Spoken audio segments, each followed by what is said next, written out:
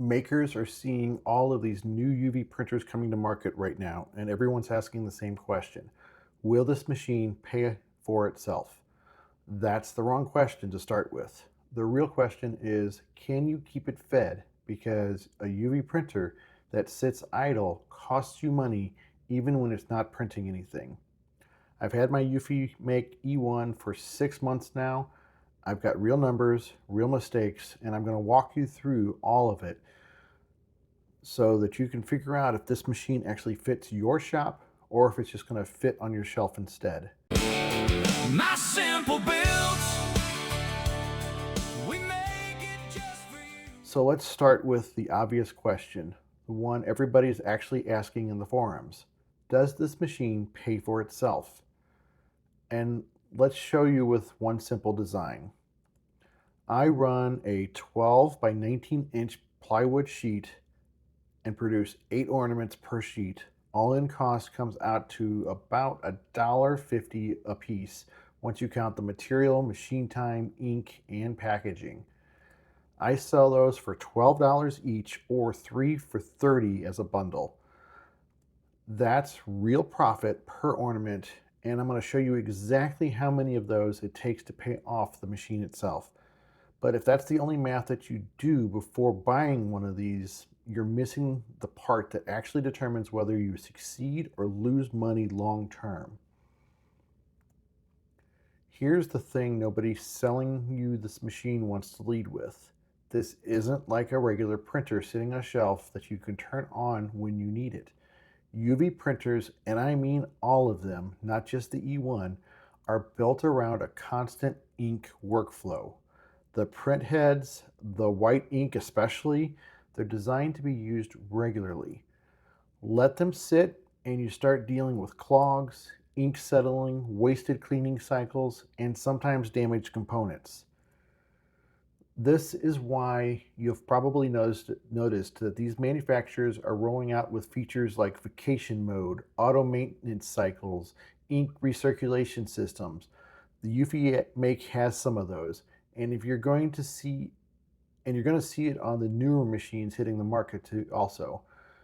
And that's a real acknowledgement of a real problem. These companies know that idle time kills these machines, so they're building in patches to buy you some breathing room. But here's what you need to understand. It's a patch, not a solution. Vacation mode might get you through a week off. It's not going to save you if your actual print frequency is once a week or worse, a couple of times a month. If that's your real usage pattern, you're going to be burning through maintenance cycles and wasted ink before you ever see a return. All right, so let's get into my real numbers for the last 6 months because I promised you honesty, not a sales pitch. The machine cost is $2,499 for a base unit. The per ornament breakdown for mine is 56 cents. For the material, machine time is 29 cents, and the ink is about 6 cents, and packaging and miscellaneous is about 60 cents. Total cost right around $1.50 per piece. Retail price is $12 or 3 for $30 for a bundle.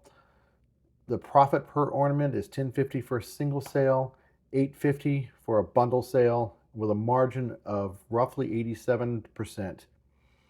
So purely on a per unit basis, here's what it took to pay off this machine itself. If I sold nothing but singles, that's 238 ornaments. All bundles, 294 ornaments, because the per unit profit is a little bit lower.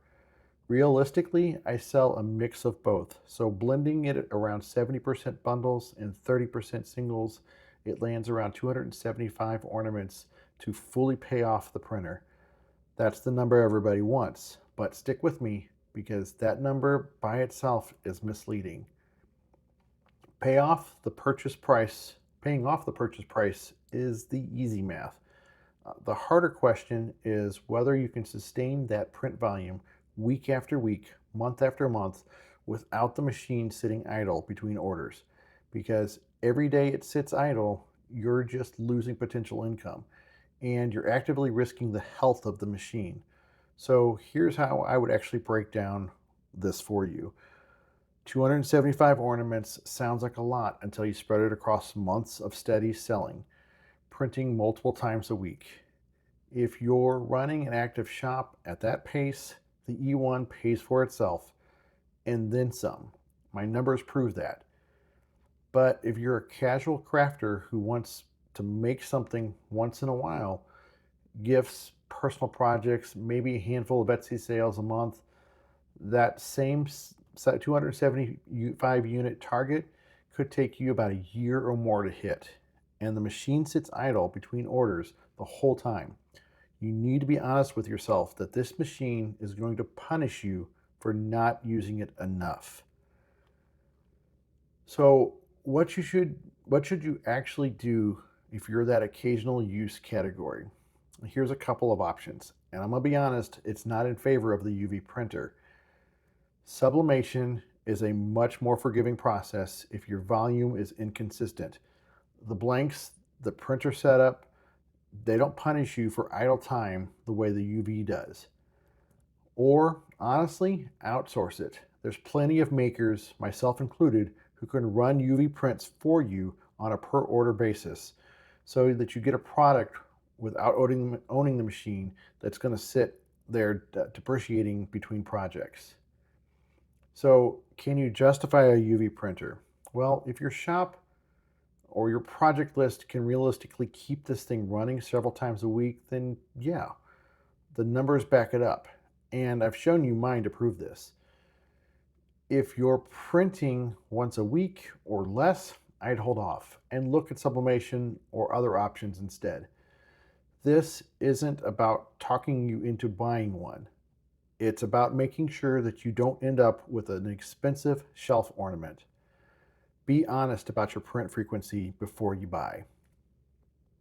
Drop a comment and tell me realistically how often you print, and I'll tell you honestly whether a UV printer makes sense for that shop. If this helps, subscribe. I've got more real breakdown numbers coming as I test the new waves of machines that are on the market. Until next time, I'm Brad, and this is My Simple Builds. Go make something.